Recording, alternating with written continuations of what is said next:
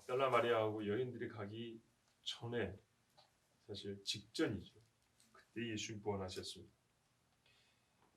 여기 보면 막달라 마리아가 다른 복음서도 물론 큰 비중이 있게 기록되어 있지만 이 마가복음에서는 사실상 막달라 마리아 외에는 다른 여자들이 거의 보이지 않는다 할 정도로 이 여인의 이야기가 가득합니다. 즉 예수 부활의 증인으로서 막달라 마리아의 비중, 역할이 상당히 컸다는 걸 알 수 있습니다. 이 여자는 누구냐면 전에 7 귀신을 쫓아내 주셨다. 누가복음 8장 2절에 보면 나오는데 한 귀신만 들어도 사람이 그 영혼이 사로잡혀 온전한 생활을 할 수가 없습니다. 7 귀신이 들렸다는 것은 이대로 두면 지옥은 당연한 이야기고 삶에서 한 번도 하나님의 은총을 경험하지 못할 정도, 진짜 비참하고 불쌍히 그지없는 사람입니다. 그런데 예수님이 7 귀신을 내쫓아 주신 여자입니다. 왜 이 이야기를 여기서 다시 할까요? 예수님 하신 말씀 기억나죠? 많이 사함받은 자는 많이 사랑하느니라. 그 말씀을 했어요. 귀신이 나갔다는 것이 죄사함을 많이 받았다는 얘기입니다. 동일한 원리적으로 봐보세요. 많은 은혜를 받은 사람이 많이 사랑한다는 겁니다. 이거를 거꾸로 볼까요? 주님을 많이 사랑한 사람은 많은 은혜를 받았다는 겁니다. 아, 그러면 주님 사랑하지 못하는 건 하나님 탓이구나. 사랑을 많이 해주셔야지. 그게 아니죠.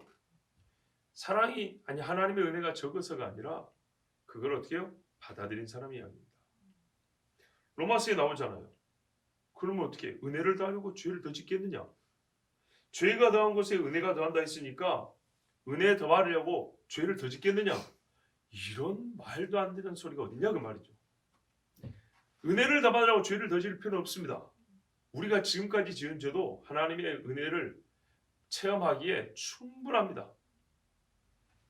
그 은혜를 은혜답게 받은 사람일수록 하나님의 뭡니까? 그러니까는 자기 죄를 깨달으면 깨달을수록 하나님의 은혜가 더 크다는 얘기죠. 이 여자는 하나님께 죄사함을 많이 받았다. 즉 은혜를 많이 받았다. 귀신이 쫓겨난 것에 대하여 주의 은혜라는 것을 확실하게 믿은 사람입니다. 그래서 하나님의 아들 예수님을 크게 사랑하여 예수님의 무덤에 자꾸 올라왔던 겁니다. 아무리 큰 은혜를 받아도 은혜를 받은 줄을 모르면 사랑할 수가 없습니다. 자, 성경은 분명히 말합니다. 많이 사함을 받은 자가 많이 사랑한다. 많은 은혜를 받은 자가 많이 사랑한다. 그러나 한 사람도 적은 은혜를 받은 자는 없다. 문제는 내가 큰 은혜를 받았다고 깨닫는 사람은 반드시 많이 사랑한다. 그러므로 많이 사랑하지 않는 사람은 많은 은혜를 받지 않아서 아니라 자기가 많은 은혜를 받은 줄 모른다.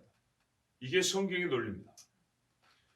반드시 하나님을 사랑하는 사람은 사랑하는 만큼 은혜 받은 줄을 아는 사람입니다. 이거는 정확한 사실입니다. 마리아가 예수와 함께하던 사람들이 슬퍼하며 울고 있는 중에 이를 알렸다 했습니다. 이제 알리지 않을 수가 없었어요. 왜요? 마리아를 이제 예수 만나 주셨잖아요. 요한복음 잘 나와 있습니다. 그 이야기가 지금 짧게 기록됩니다. 마리아가 예수 만났습니다. 이제 다시 동산에 가서 울고 있는데 예수님 만나 주셨어요. 이제는 가서 예수님이 살아났다고 분명히 증거할 수 있었어요. 그래 갔습니다. 누구에게 갔냐? 예수와 함께 있던 사람들. 우물가 여인처럼 갔더니 이 사마리아 사람들이 예수 보겠다고 달려왔는데 이 제자들은 안 달려옵니다. 예수와 함께 있던 사람들은 제자들의 범주를 좀 넘어섭니다. 그러니까는 제자들이 있고 예수님과 함께 왔던 갈릴리에서 온 사람들, 여인들도 있었을 것이고 또 다른 사람들도 더러 있었다는 얘기입니다. 이 사람들이 모여있는 곳에 가서 말을 했습니다. 예수님이 살아났다. 그런데 울기만 하지 믿지 않았습니다. 11절을 보시면 그들은 예수께서 살아나셨다는 것과 마리아에게 보이셨다는 것을 듣고도 믿지 아니하니라. 이 시제에 있어서 살아나셨다가 아니고 살아계시다. 살아나신 사실로 인하여 지금 여전히 살아계시다. 그리고 마리아에게 보이셨다. 예수님 자기를 드러내 주셔 보지요. 동시에 마리아도 자기 눈으로 봤다. 이게 능동과 피동형으로 양쪽이 다 맞는 말입니다. 그래서 예수님이 지금 현재 살아계시고 내 눈으로 똑똑히 봤다. 이 이야기를 했는데 믿지 않았습니다. 믿지 않았다는 말도 좀 내용을 분석해보면 이런 말입니다. 네가 거짓말한다고 생각한 건 아니다. 네가 거짓말할 사람이라고 생각한 건 아니다. 우리 속이려고 하는 건 아니다. 문제는 네가 헛것을 본 것이지. 뭔 차이인지 아시겠죠? 아무것도 안 보고 괜히 기분 좋게 위로해 주려고 예수님 사는 거 봤어. 이런 거짓말한 게 아니라 이거. 네가 거짓말했다고 우리가 말하는 건 아니야. 네가 헛것을 보고 그 헛것을 진상이라고 보고 좋은 의미에서 진실된 상이라고 보고 지금 우리한테 말해주는 거야. 너 잘 생각해봐. 너 헛것 본 거야. 이런 식입니다. 얼마나 속이 탈까요? 여러분 다 아실 겁니다. 고린도전서 15장에 보면 14절에 그리스도께서 만일 다시 살아나지 못하셨으면 우리가 전파하는 것도 헛것이요 또 너희 믿음도 헛것이며.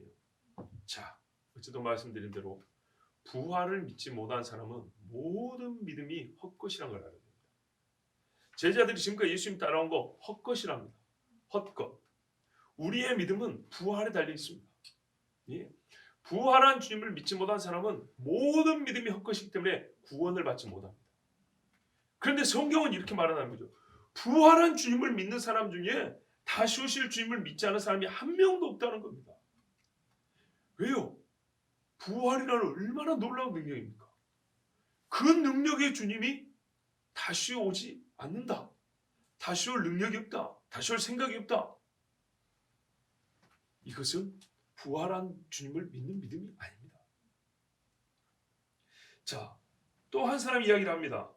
예수님 만난 이야기를 할 게 많은데도 불구하고 마가복음은 예수 만난 이야기를 듣고도 믿지 못한 사람들의 이야기를 계속 들려줍니다. 그 후에 두 사람이 걸어서 시골로 가는데 이거 누가복음 24장에 보면 엠마오 마을로 가는 두 제자 이야기죠. 거기 가고 있는 중이었다는 거예요. 거기서 예수님 만났죠. 예수님이 나타나셨는데 다른 모양으로 나타났다 그렇게 되어 있습니다. 어떤 뜻이냐면 얼굴을 바꿨다는 얘기 아닙니다. 예수님이 자기 얼굴을 막 이렇게 막 변장술 뭐 이렇게 하는 거 아닙니다. 평상시 예수님이 입었던 옷과 다르게 입은 옷, 복장이 좀 다르고 언뜻 보기에 알아보기 좀 어려웠던 그런 모습이라는 겁니다. 영모는 똑같습니다. 누가복음 24장 16절에 이렇게 해석을 해줍니다. 그들의 눈이 가리어져서 그인 줄 알아보지 못하였다. 눈이 어두워서 못 알아본 것이지 예수님이 얼굴을 다른 사람 얼굴을 바꾼 적이 없습니다. 여러분 생각해보세요.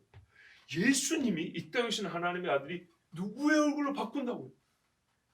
세상에 어떤 악한 음모론자들도 이런 짓은 하기 어렵습니다. 예수님 얼굴을 바꾼 게 아닙니다. 예수님의 평상시 모습과는 좀 다른 복장이나 약간 다른 제스처로 그러나 얼굴은 그대로 있습니다. 근데 제일 중요한 얼굴을 보도 못 알아본 거예요. 이유는 예수님의 복장이나 모양새가 아니라 눈 때문입니다. 자, 그런데 결국에는 예수님을 알게 됐죠. 어떻게 알게 됐죠?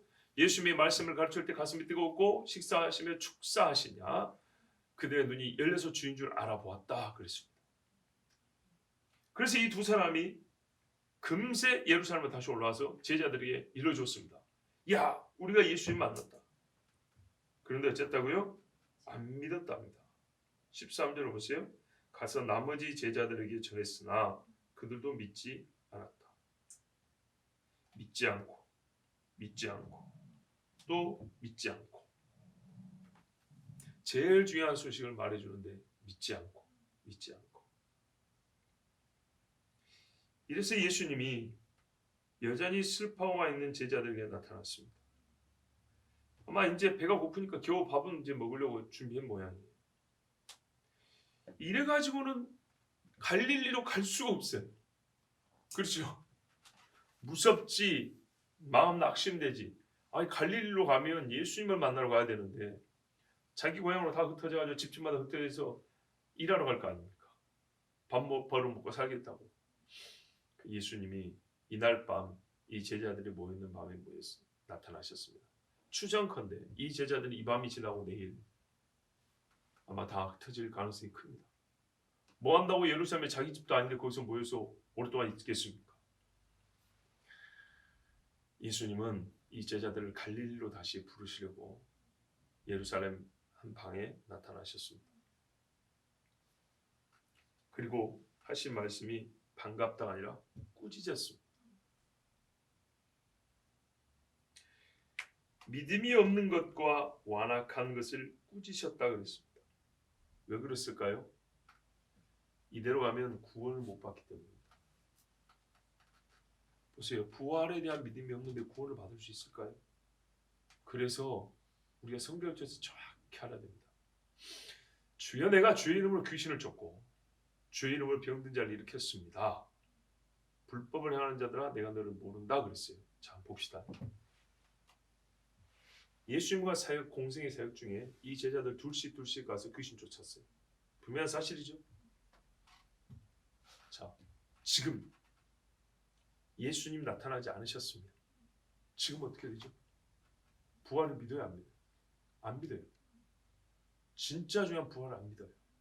자, 이 상태로 죽었어요. 어떻게 될까요? 구원 받을까요? 아니죠. 보세요. 성격이 얼마나 정확한가.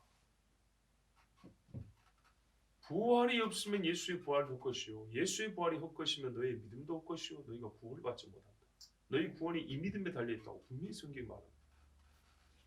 제자들이 이 믿음이 없으니까 예수님이 와서 꾸짖으셨습니다. 꾸짖었다고. 틀렸다고. 그런데 이들은 불과 1, 2년 전에 귀신을 쫓았던 사람들. 이 사람들은 병달을 일으키는 사람들. 한때는 사단이 번개처럼 하늘에서 떨어진 걸 보았다 할 정도로 짧지만은 능력을 했던 사람들. 사도 바울이 내가 남은 구원한 후에 나는 버림받을까 두렵다는 말이 농담으로 들으면 절대 안 됩니다. 믿음은 여전해야 합니다. 전과 지금과 나중이 같아야 합니다. 그래서 이거를 오히려 이걸 추격하면 항상 믿음은 현재형이어야 합니다. 현재 믿고 있어야 합니다. 시편 95편 7절에서 11절에 그는 우리의 하나님이시오 우리는 그가 기르시는 백성이며 그의 손이 돌보시는 양이기 때문이라 하면서 우리 주님이 우리를 광야에서 지켜주신 양입니다. 너희가 오늘 그의 음성을 듣거든 너희는 무리바에서와 같이 또 광야의 마사에서 지냈던 날과 같이 너희 마음을 완악하게 하지 말지어다. 참 이 말씀 많이 읽어드린 말씀입니다. 그때 너희 조상들이 내가 행한 일을 보고서도 나를 시험하고 조사하였도다. 출애굽 2년 안에 10번 시험했다고 되어 있습니다. 가나안 가서 정탐하고 오죠. 그게 2년 아닙니다. 근데 그때 우리 주님이 모세한테 말하면 이것들이 나를 10번이나 시험하였도다 그랬다. 내가 40년 동안 그 세대로 말미암아 근심하여 이르기를 그들은 마음이 미혹된 백성이라 내 길을 알지 못한다 하였도다. 그러므로 내가 노하여 맹세하기를 그들은 내 안식에 들어오지 못하리라 하였도다. 보세요. 광야 마사와 무리바에서처럼 마음을 완악하게 하지 말지어다. 그들인 너희 조상들은 내가 행한 일을 보고서도 시험하고 조사했다. 믿지 아니하였다. 그러므로 안식에 들어오지 못한다. 하나님은 변하지 않기 때문에 항상 구원의 원리는 같습니다. 이 일에 대해서만큼은 주님이 한 번도 따뜻거린 적이 없다는 걸 아셔야 합니다. 우리는 성경에서 주님이 늘 온유하고 사랑하는 음성을 들려주신다는 어떤 그런 이미지를 갖고 있습니다. 그런데 실상은 어떠냐? 믿음이 없는 문제에 있어서는 한 번도 따뜻한 말을 해주신 적이 없습니다. 성경을 보세요. 꾸짖었더라. 항상 이 말씀입니다. 너희가 언제까지 믿지 못하겠냐? 아직도 이해하지 못하느냐? 믿음이 적은 영고로다. 내가 너에게 얼마나 더 표준을 보여줘야 되겠냐고 예수님이 항상 믿음이 없는 문제는 꾸짖었습니다. 그래서 우리가 주님 앞에 믿음이 없다 소리 들 때는 그냥 부끄러워야지 핑계를 절대 대면 안 됩니다. 내가 믿지 못할 만 하니까 믿지 않는 것이지. 이거는 진짜 하나님 앞에 뒤져 두드려 맞을 이야기예요. 우리 주님은 믿음이 없는 문제에 있어서만큼은 위로와 격려 해준 적이 없습니다. 이건 구원과 직결되는 문제라서 꾸짖었습니다. 왜 믿지 못하냐? 바로 이와 같은 문제 때문입니다. 들음이 없다는 문제인가요? 아니요. 보지 못했던가요? 아니요. 예수의 말씀이 없었나요? 아니요. 표적과 기적이 없었나요? 아니요. 무덤에도 가봐도 될 거 아니에요. 게으르고 미혹되고 나태한 이유라. 사람이 뒤롭고 자기 정욕을 따르며 믿음이 없는 이유는 항상 이런 것들이에요. 그래서 주님이 꾸짖습니다. 이거는 사탄에게서 난 것이기 때문에. 믿음을 가져야 할 증거를 다 받았고 충분한 말씀을 들은 자가 믿음을 가지지 못할 때는, 그러니까는 말할까요? 믿음에 이를 수 있는 만한 하나님의 그 주시는 증거와 표적이 말씀이 정말 부족한 사람들 있죠.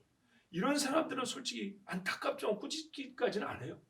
그런데 주의 말씀을 듣고 함께하였고 은혜의 체험을 한 사람들이 어떻게 해요? 믿음을 가지지 못한다. 이때는 주님이 아주 강하게 꾸짖었습니다. 이 밤도 외우셨습니까? 그래요. 제자들을 부하로 첫 만나면서 예수님이 꾸짖었어요. 이렇게 그때 일의 성격을 규정짓는 게 정말 딱 부러진 것 같아요. 믿음이 좀 연약하지만 주님 앞에 나온 간절하게 부르셨던 눈물 흘렸던 마리아는 마리아야 이렇게 만나주셨지만 듣고 또 들어도 안 믿어 못 믿겠다는 자들은 처음 보자마자 꾸짖어 버렸어요. 부활한 주님 앞에 처음 만나고 제자들이 꾸짖음이라 들고 되겠습니까? 예수님이 사랑이 없어서인가요? 아니요. 믿음이 없어서입니다. 우리가 믿음이 없어서. 이 꾸짖음과 함께 주님을 만났습니다. 부활한 주님. 그래서 제자들이 이제 갈릴리로 돌아갑니다. 그 후 약 40일 가까이 하나님 나라의 말씀을 듣습니다. 사도행전 1장 3절에 그가 고난받으신 후에 또한 그들에게 확실한 많은 증거로 친히 살아계심을 나타내사. 그러니까 이 밤 외에도 증거를 많이 보여주셨어요. 믿기는 믿는데 어설픈 믿음들이에요. 어젯밤에 주님이 오셔서 떡을 달라긴 했는데 어떻게 된 거냐 서로 막 이러고 갈릴리 와서 얘들아 밥 먹어라. 그죠? 떡이랑 고기랑 구워가지고 같이 이렇게 많은 증거를 더해 주시면서 말씀을 가르쳐 있대요. 살아계심을 나타내사 40일 동안 그들에게 보이시며 하나님 나라의 일을 말씀하시니라.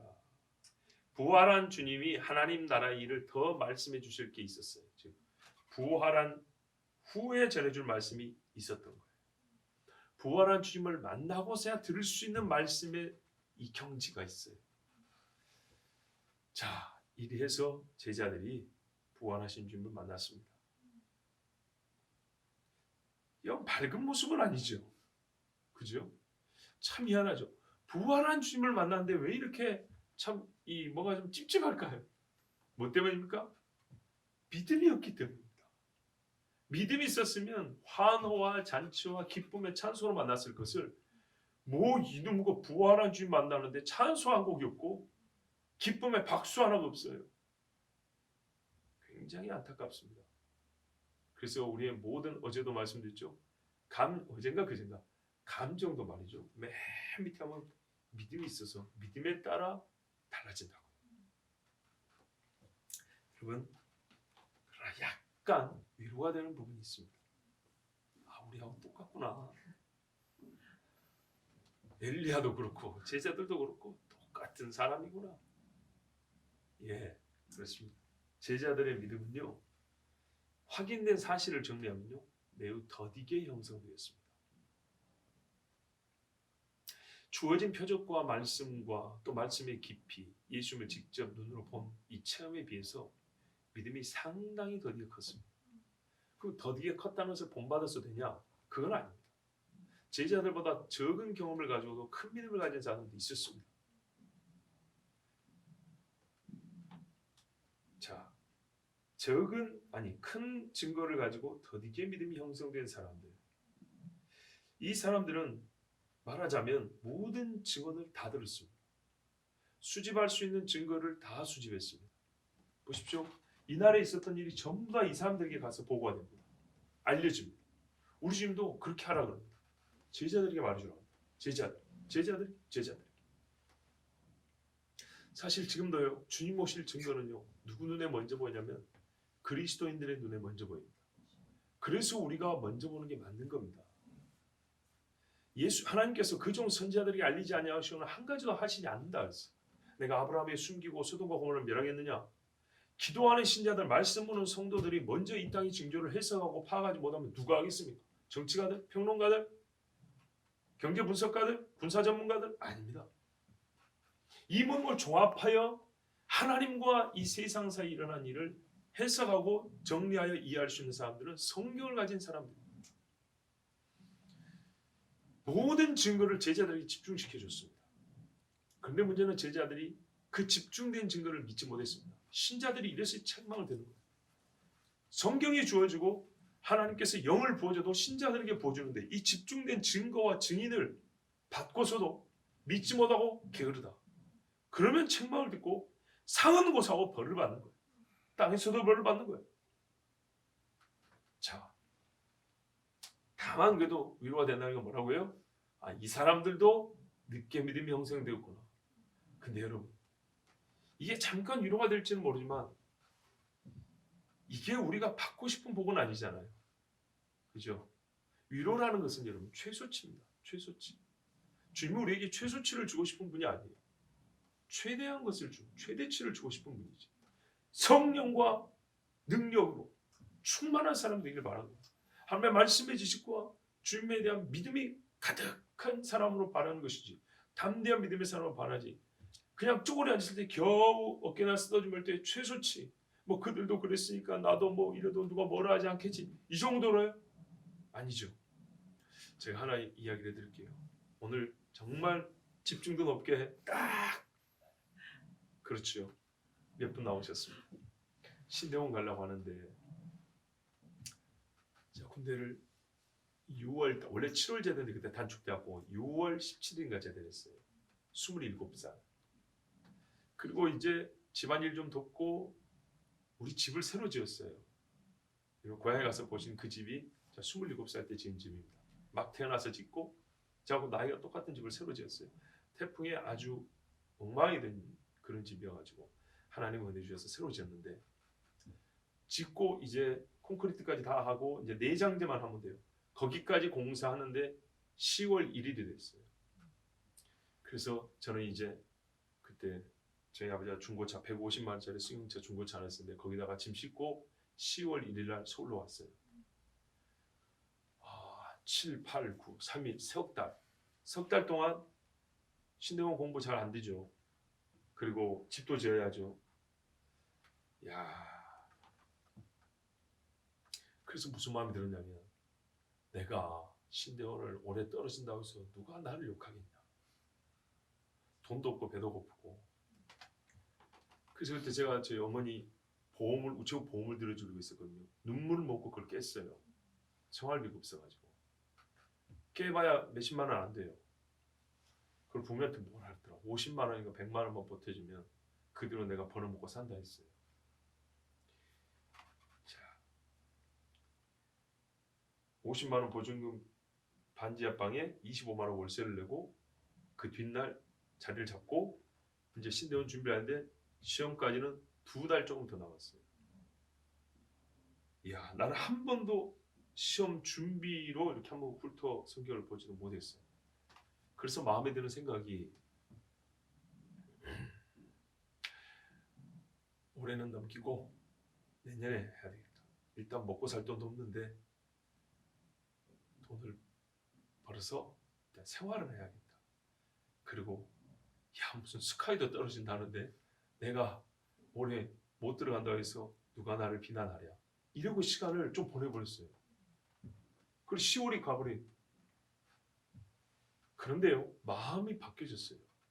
중간에 10월 말쯤인가 마음이 어떻게 바뀌었냐면, 제가 어디서 그 마음이 바뀌었는지도 알아요.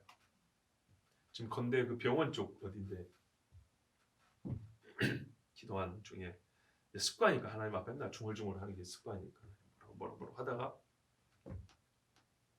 안 되겠습니다. 이거 2번 못 보겠습니다. 한 번으로 끝내야지. 이걸 뭐 2번을 보니 3번을 보니 이건 말이 안 됩니다. 이렇게 말하는 것이 아니고요. 표현이 있어요. 싫습니다. 2번 보기 싫습니다. 한 번만 보겠습니다. 그리고 진짜 뭐 한 달 반 정도 공부 좀 열심히 했죠. 그래도 돈이 없으니까 밥을 사 먹지 못하고 와서 밥 해 먹고 설거지하고 또 와서 공부하고 설거지하고 공부하고 이런 식이었어요. 정말 그래서 하나님 은혜를 받기 어렸는데 누군가에게 제가 이 말을 잘 못해요. 교회에서는 잘 못했어요. 동기들한테. 왜냐하면 몇 번 시험 본 분들한테 굉장히 미안한 이야기거든요. 그러니까 네가 천재란 얘기지. 아니 그런 말이 아니고 혹시 이럴까봐 말을 못하고 저는 개인적으로 이렇게 생각했어요. 이 하는 꼴을 보니까 내년도 안 되고 그 후년도 안 되고 이렇게 해서 안 되겠다. 그냥 오래 가라. 이런 은혜를 받았다. 나는 진짜 그렇게 생각해요. 한 게 별로 없으니까. 자, 제가 지금 말씀드린 게 뭐냐면 이 마음의 변화입니다. 누가 나를 욕을 하랴.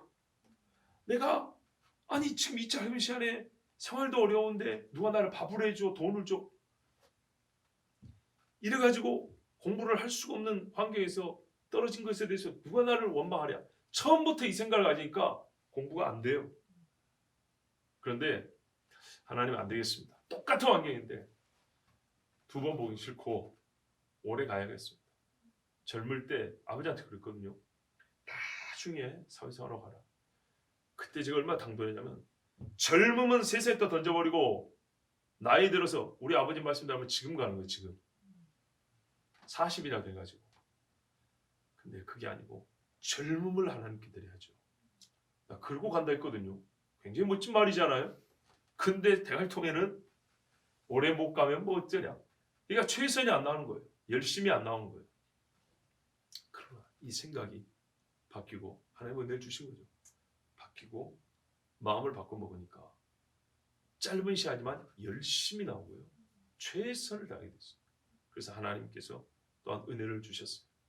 자, 여러분, 제가 말씀드리는 요는 뭐냐면 최소치를 받고 거기에 만족하고 최소한의 부분을 보고 우리를 받고 이런 식의 물들어 있고 배어 있는 신앙들이 많다는 거예요. 성경에 보니까 누가 이럴 때 주님이 쓰다듬어 줬던데, 누가 이럴 때 하나님이 기다려 줬던데, 누가 이럴 때 하나님이 뭐랄까요 용서해 줬던데, 분명히 받은 은혜인데 그것에만 머물러 있지 말라는 겁니다. 꾸짖었더라. 아, 누가 꾸짖음 받고 정신이 번쩍 들었다더라. 여기에도 좀 뭐가 꽂혀야죠. 모세가 시내산에도 오늘 그 노인이 올라가서 기도했다더라. 누구는 어떻게 금식을 했다더라. 누구는 물질 어떻게 받았다더라. 어떤 이런 최대치를 보고 우리가 도전도 받아야죠. 그 최대치는 뜻있는 몇 사람이 하고 이 보통의 신자들은 최소치를 가지고 위로만 받고 교회에서 위로받고 오늘도 위로의 말씀을 들으러 왔는데 위로는 안 해주고 맨날 뭐라 한다. 그러지 마시라 이 말이죠. 이 제자들이라면 얼마나 불쌍합니까? 생각을 해보세요. 3년 동안 모든 걸 다 버리고 온 사람들이. 모든 걸 다 버리고 예수님을 따른 사람들이요. 거기다 예수님 죽어버렸어요. 눈앞에서 봤어요. 방금까지 경험한 게 그거란 말이에요. 그들이 경험한 거 이게. 근데 이 사람들이 좀 못 믿으면 어때요? 좀 더디 믿으면 어때요? 좀 천천히 믿으면 어때요? 근데 주님이 그날 바로 왔어요. 그날 아침에 보라고 저녁에 왔다고요. 못 믿는 놈들이라고. 완악한 놈들이라고. 자, 이래서 제자들이 예수님을 다시 믿게 되고 갈릴리로 갔습니다. 예, 믿음이 없음이 항상 문제요. 늘 부끄럽습니다. 결과적으로 볼 때는 좋은 것을 우리가 아까 했잖아요. 최수치의 결과적으로 보면 더디 믿음의 좋은 이유, 좋은 것 중에 하나가 뭐냐면 경솔하지 않다는 거예요. 경솔하지 않아서 실수가 적다는 거예요. 그리고 더디 믿다 보니까 자연적으로 축적된 게 뭐냐면 증거예요. 안 믿으니까 증거를 많이 준 거예요. 그죠? 그러니까 처음부터 믿어야 돼. 이게 좋은 거예요. 좋은 것이지만 좀 덜 좋은 것이긴 하지만은 그 나름대로 의미가 있다면 늦게 믿는 것은 늦게라도 믿으니까 하는 말이에요. 안 믿으면 이거는 진짜 화고, 믿었을 경우에는 늦게 믿음에 조금 좋은 게 뭐냐면 그 긴 시간 동안에 받은 증거가 진짜 많고 검증해보고 조사해보고 확인한 사실이 많다는 거예요. 그래서 결과적인 이야기지만 더디 믿은 사람이 제대로 믿으면 변증을 잘해요. 간증도 해요. 왜? 자기가 안 믿어서 당한 일이 많고 자기가 주님을 거역한 일이 많기 때문에 이것을 확인하고 증거를 갖고 하나님 앞에 진짜 쌓인 은혜를 받았기 때문에 훨씬 많은 사람들에게 자기의 연약함을 통하여서 다른 사람에게 복음 전하게 되는 유용해요. 이건 결과적인 이야기입니다. 그러나 이것이 항상 좋고 최고로 옳다는 얘기는 아닙니다. 바울은 보세요. 다메섹에 가는 길에서 즉시로 주님 앞에 돌아왔죠. 이게 성경이 말하는 최상입니다. 최고로 좋은 겁니다. 그렇다고 해서 이 사람에게 하나님이 증거를 안 주냐? 아니에요. 이 사람에게는 믿기 때문에 믿은 후에 증거를 더 부어주는 거예요. 근데 늦게 믿은 사람은 안 믿기 때문에 증거를 더 주는 거예요. 이러든 저러든 증거는 항상 넘치게 돼 있어요. 자, 오늘 우리 주님이 말씀해 주십니다. 부활을 믿는다는 것이 진짜 믿음이다. 진짜 믿음은 죽은 자가 살아났다는 것을 믿으면 거기서 진짜 믿음이 시작된다. 예. 그래서 제가 늘 강조했던 겁니다. 그 죽으신 신앙을 믿어? 내가 직접 봤는데 난 못 믿어. 정말로 못 믿어. 근데 이 정말로 못 믿을 게 믿어졌다. 그러면 그 다음에 못 믿을 게 없어요. 다 믿을 수 있어요. 순간순간 내가 연약해서 못 믿은 게 문제지. 믿을 수 있는 것들이에요. 내가 믿음이 없는 거지. 자, 그들도 우리와 같은 성제 같은 사람입니다. 믿음이 심히 부족했습니다. 그러나 주께서 그들에게 나타내 주셔서 부활하신 주님을 만난 믿음을 가지고 그 이후에는 모든 믿음에 부유한 자가 되었습니다. 최상치는 아닙니다. 그러나 주님은 부르신 자들을 포기하지 아니하시고 그들에게 믿음을 갖게 해주셨습니다. 우리가 이들의 모습을 본받을 건 아닙니다. 꾸짖음을 당했기 때문에. 그러나 우리가 이토록 연약할 때도 주께서 우리를 만나주시고 부르셔서 지금 믿음을 갖고 있음에 감사해야겠습니다. 그러나 우리가 더욱 좋은 것은 주께서 부르실 때 그물을 버리고 쫓았던 것처럼 주께서 부활하셨다는 소식을 듣자마자 아멘 주여 하고 믿는 것이고, 거기에 더불어서 우리 눈에 지금 보이지 않지만 모든 증거가 제자들에 집중되듯이 우리에게 지금 집중되고 있기 때문에 주 예수께서 곧 오시라는 말씀에도 아멘 주 예수 오시옵소서. 이것이 우리의 믿음의 화답입니다. 기도하겠습니다.